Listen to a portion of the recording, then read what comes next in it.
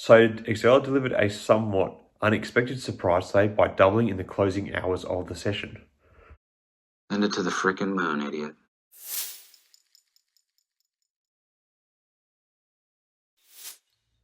Hi again, everyone. I hope you're doing really well. So, obviously, Excel Technologies has had a bit of a dramatic finish to the day. I did sort of yesterday speculate that there could be a bit of a bounce back following Monday's big sell-off. But the stock managed to basically double in the closing hours of the session. So the stock was initially down by about 40 cents, which saw it hit $2.68 per share.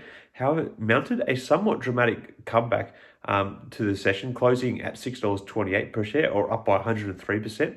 And in this time, it hit a high point of $7.89, which means during the whole day's trade, had you bought at the bottom and sold at the top of today's market, you would have pretty much tripled your money if you were that good. Not many people are that good, though, however.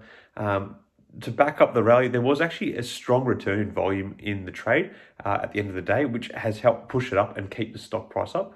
What was interesting is there was no real news from the company. This is all just sort of the market reacting to the recent price movements and obviously the changes that have happened to the stock with the reverse stock split. Of course, there's always the chance that there is going to be some sort of news coming up from the company, and there's always a little bit of potential insider trading, which goes undetected. So it'll be interesting to see if anything does come out from the company at all tomorrow regarding any sort of update. But from what we can see, this is just literally the market reacting, and it's gained eyeballs because Exceler Technologies has appeared again as one on the list of most talked about stocks on Reddit. It hasn't made that many entrances into that list for the last few years, but today it became the 38th most talked about stock on Reddit, and that's obviously helped garner a bit more attention for what's going on with it. So my first thought was perhaps that this was a bit of a short squeeze, but currently there is only 2.6% of the free float shorted, which is not high because generally 10% is what is considered high. However, if you look a bit deeper, there is currently 0 shares available to short, and the cost to borrow has actually jumped up quite a bit since last Friday, where it was about 8%, and now today it's gone up to over 13%. So it's almost doubled in terms of cost to borrow. And if you look at the average days to cover, there is less than a day. It's about half a day to cover at the moment. So there might be a part of this in play that people think that there is a bit of potential to squeeze the very small number of shorts in the stock. And those who are holding those positions probably are now definitely feeling a bit of a pinch depending on when they entered in the stock. But 2.5% of the free float isn't generally that much that's going to put a lot of buying pressure on the stock to push it up, but it might be a factor because one of the other things that's worth considering, and we've talked about this a little bit now that the reverse stock split has gone ahead, there's only 6.5 million shares, or no, actually it's less, it's like just over 6 million shares of Exceler stock circulating, and of that, about 80% of it's actually held by institutions.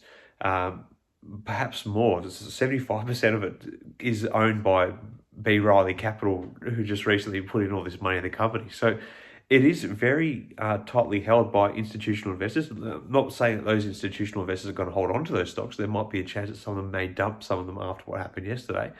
But it does put some pressure on whatever remaining shorts there are. But in my mind, I don't think this is the total picture.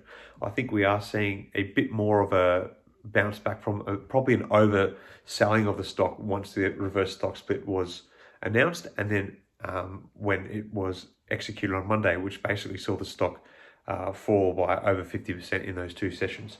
Now, anyway, it has made for an interesting end of the day, and there is still some strong buying action in the aftermarket, it appears, which has seen the stock rise by about 15%. It hasn't quite finished yet, the aftermarket, but at the time of recording, it's looking quite healthy. So what we may be looking at now, there might be a bit of an overcorrection in what's happened today. So there could possibly be a little bit of a sell-off again tomorrow. I really don't know, to be honest. But at the moment, the momentum does look kind of positive heading into Wednesday's trade. So we may see a bit of this overflow in the pre-market, and which I'll be watching quite closely. But so there might be a bit of this continuing tomorrow, but I think that there might be a little bit of a correction. But, given how small the free float is, I really don't know. Anyway, I'd love to hear what you guys all think about what happened on Tuesday. Do you think it was a bit of a surprise that the stock bounced back as much as it did? what are you expecting come Wednesday? Are you expecting a bit more of a continuation of this rally, or do you think that we're going to go back to a sell-off sort of trend for the stock? Let me know your thoughts in the comments below. Until next time, everyone, may the markets trade in your favour. Cheers.